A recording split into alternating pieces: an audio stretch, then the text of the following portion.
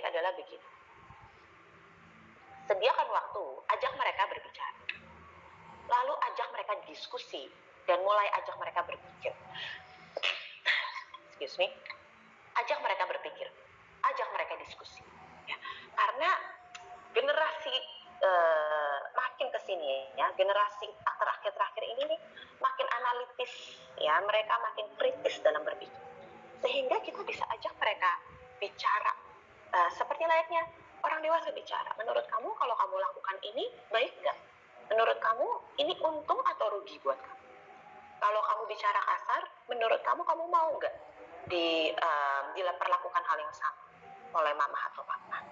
Kalau kamu nggak mau, mari kita lakukan hal yang benar yang kamu mau orang lain lakukan buat kamu. Nah, anak-anak ini bisa diajak diskusi. Nah, itulah nilai-nilai yang kita perlu tanamkan dalam hidup mereka. Jadi batasnya itu bukan cuma gini ya, Bapak Ibu, batasnya. Pokoknya main game cuma boleh dari jam segini sampai jam segini. Cuma boleh hari Sabtu Minggu gitu. Bukan cuma itu batasnya. Tapi tentukan batas-batas bagaimana mereka bersikap di kehidupan sosial. Kalau kita ajak diskusi, lama-lama mereka itu ngerti membatasi diri mereka sendiri. Kalau bukan kita, internet nggak akan bisa mengajarkan mereka apa itu namanya mengendalikan emosi, apa itu namanya berpikir dengan cerdas, dan sebagainya. Next.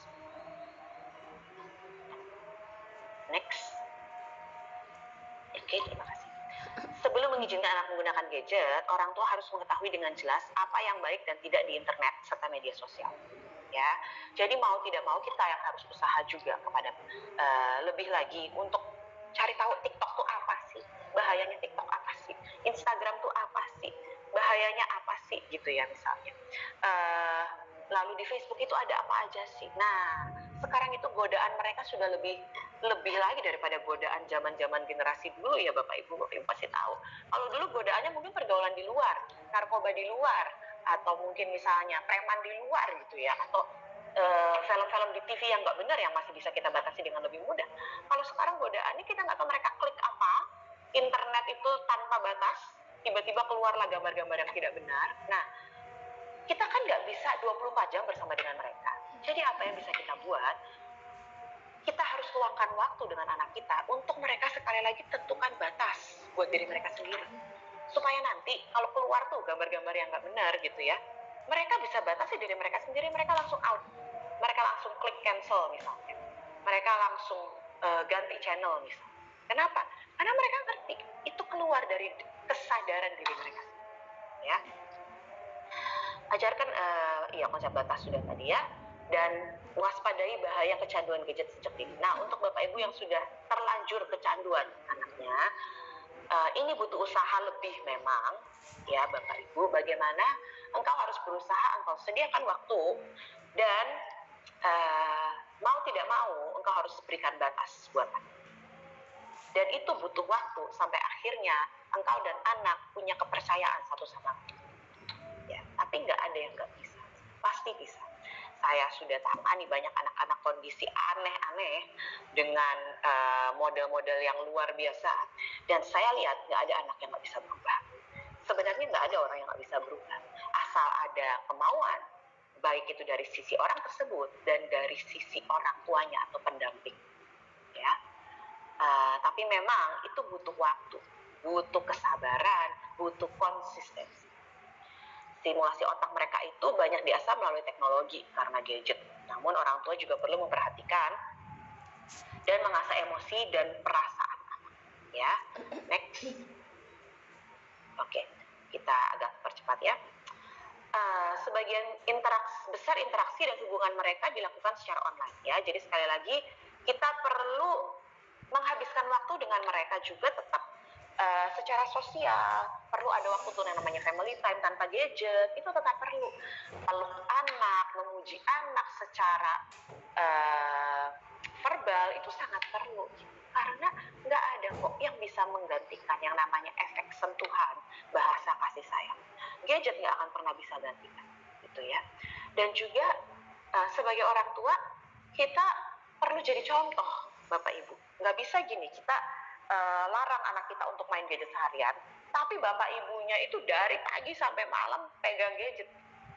Pulang dari kantor mandi, langsung pegang gadget lagi, chatting, nggak selesai sampai malam. Nah, kita nggak bisa. Kita harus tentukan batas waktu buat diri kita sendiri dan jadi contoh buat mereka. Setidaknya gini ya, bagaimana kalau saya sibuk? Kalau orang tua sibuk, oke, berarti tentukan batas waktu. Jam segini sampai jam segini di malam hari itu jam saya dengan anak-anak, gitu ya. Kecuali ada deadline yang sangat penting, nah beri anak-anak pengertian. Tapi usahakan sebisa mungkin kita menjadi contoh buat anak-anak. Karena biar bagaimanapun dari dulu action atau aksi perbuatan bicara lebih keras daripada perkataan. Ya, next.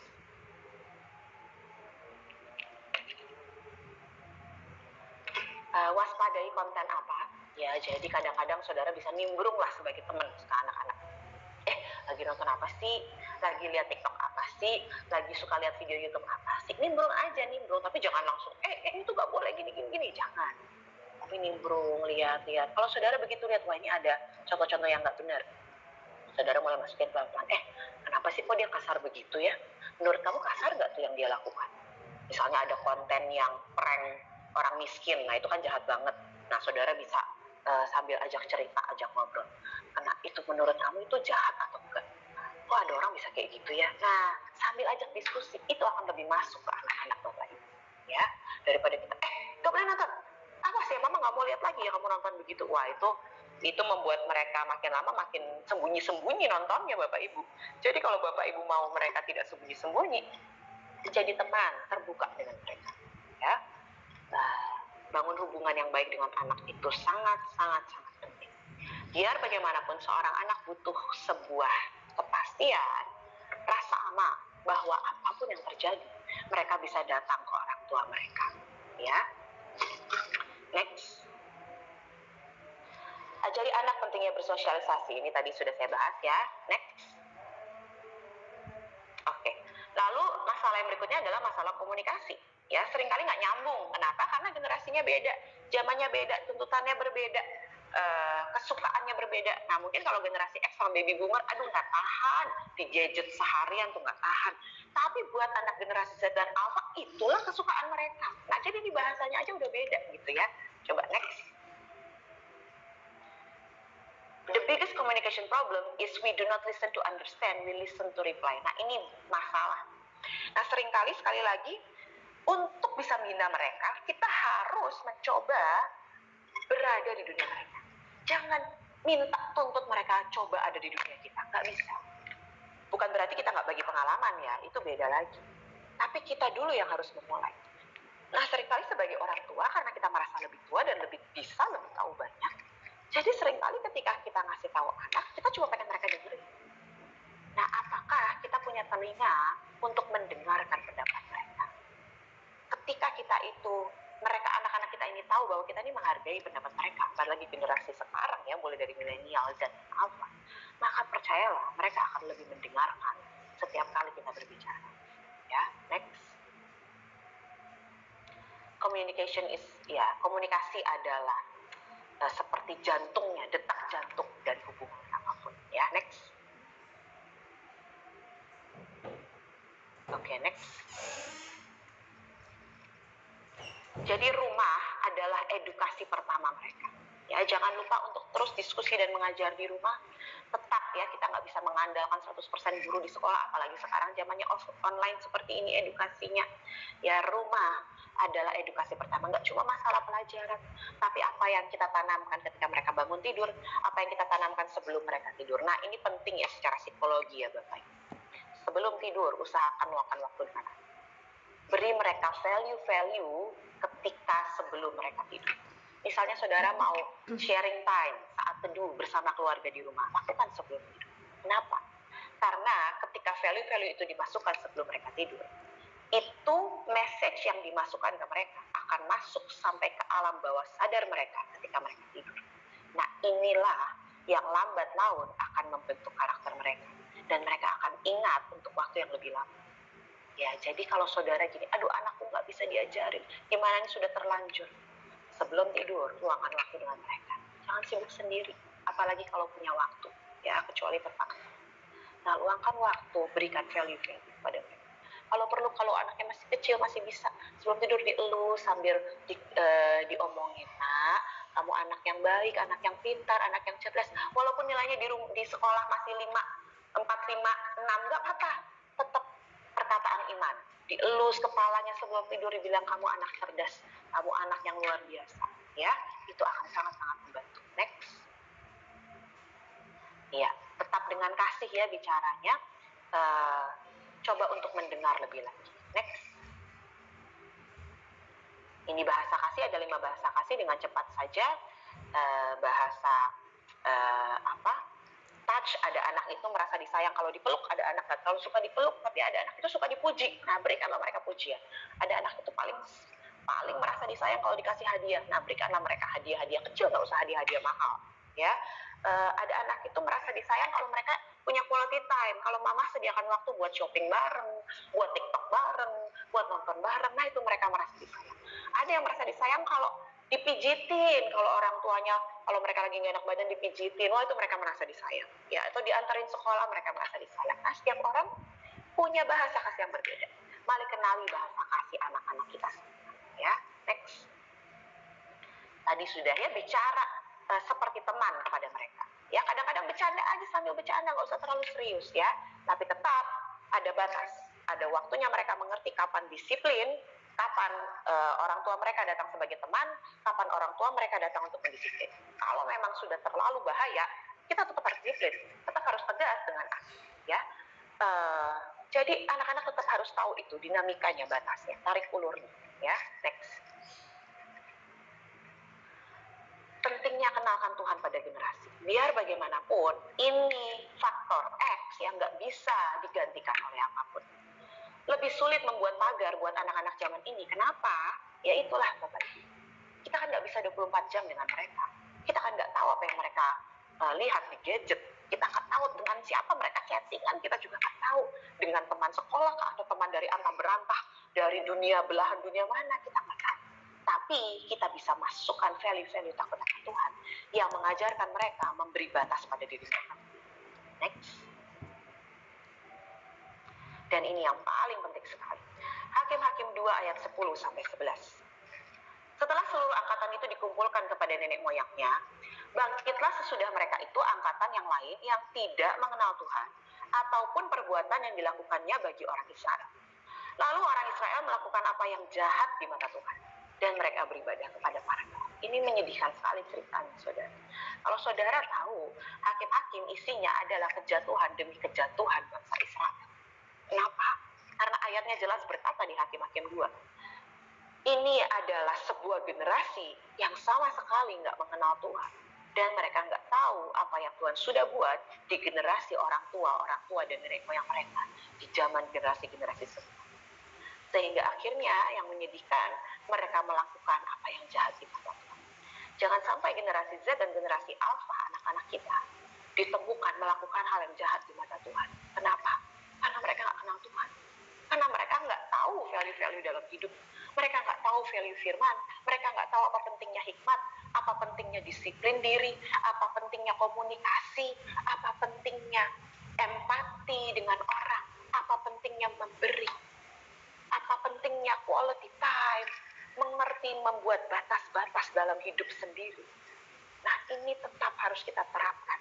Karena kita nggak mau satu hari nanti kita besar dan hati kita nggak tentram seperti ayat yang pertama tadi.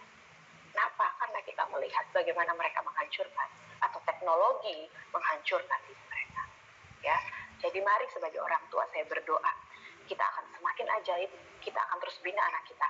Tidak ada pernah kata terlambat.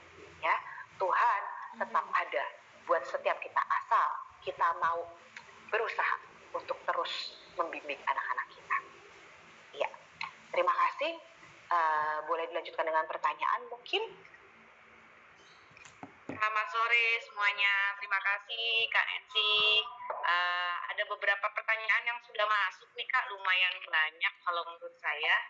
Mungkin bisa dijawab aja secara singkat Kak ya. Yang pertama adalah, jika generasi Z dan A mengalami pelecehan seksual dan perkosaan yang terjadi di lingkungan keluarga si anak, apa metode pemulihan yang paling efektif untuk si anak korban tersebut? Misalnya si korban apakah harus dipindahkan ke tempat lain dan harus dihandle oleh PIC yang tepat. Jikalau orang tua korban adalah non-Kristen. Lalu pertanyaan kedua adalah dari Ibu Salma, dari Ibu Lindawati adalah apakah di negara kita sudah ada call center atau pusat bantuan dengan Masih saya jawab satu-satu dulu ya Kak, biar nggak boleh, lupa. boleh. Ya udah, Oke. yang itu dulu Kak. Iya. Oke, yang pertama bagaimana jika mereka pelecehan seksual, betul ya? Iya, betul. Oke. Kalau itu masih berlangsung di rumahnya, maka memang sebaiknya anak ini dipindahkan dari rumah. Nah, apalagi kalau orang tuanya ini belum kenal Tuhan, ya, atau orang tuanya nggak tahu bagaimana cara bimbing anaknya. Ya memang kalau bisa, memang memungkinkan lebih baik ditarik. Karena kalau misalnya dia masih menjadi korban sehari-hari di tempat yang sama, berarti kan kemungkinan dia dilecehkan akan terus ada, gitu. Dan itu sangat tidak bagus untuk perkembangan psikisnya, yang itu akan berefek sangat panjang nanti ke depannya. Tapi kalau misalnya orang tuanya ini sudah kenal Tuhan, bisa dibimbing atau ada gereja yang bisa membimbing, biar bagaimanapun harus ada setidaknya satu orang di keluarga itu atau di rumah itu yang mendampingi anak. Harus ada satu orang yang membuat dia merasa aman dan tahu bahwa orang ini mengerti dia. Nah, nanti tugas orang ini apa?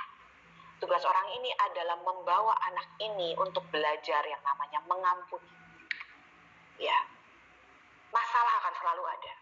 Nah, kalau dia sudah dilecehkan dari kecil, salah siapa? Kalau dia nggak pernah diajarin, maka dia akan menyalahkan Tuhan. Karena dia pikir kok Tuhan tega lakukan itu dalam hidup dia. Nah, tapi kalau kita mengerti, kita akan bisa mengajarkan dia gini, nah, Tuhan tuh nggak pernah salah kok. Manusia yang salah. Tapi kalau engkau bisa mengampuni, maka kamu akan jadi pribadi yang ajaib, lebih ajaib dari teman-teman. Kamu bisa menyembuhkan banyak orang. Nah, tapi itu harus ada bimbingan dan dampingan dari satu orang, setidaknya satu orang. Bimbing dia, dampingi dia. Dan biasanya orang-orang seperti ini kan tertutup, anak-anak ini, karena mereka malu, mereka merasakan banyak hal yang nggak nyaman. Sehingga harus ada satu orang ini yang cukup punya hati untuk mendekati, gitu. Nggak bisa tunggu anaknya yang mendekati. Karena biasanya anak-anak ini rata-rata malu, tertutup, nggak mau membuka aibnya atau hal-hal yang seperti itu, ya. Jadi kalau bisa ada satu orang yang dampingi, dan kalau memungkinkan itu masih terjadi seandainya di rumah itu, memang sebaiknya dikeluarkan dari rumah itu. Gitu. Oke, terima kasih Kak Nancy.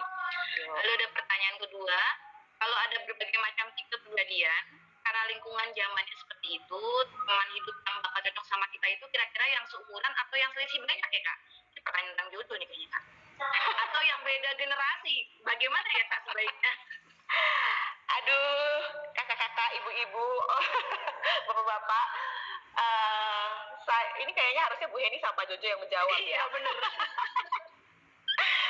Karena kita nggak bisa, gimana ya, menurut saya tidak ada rumusnya apakah kalau generasi Z atau generasi milenial menikah dengan generasi X maka anaknya lebih baik.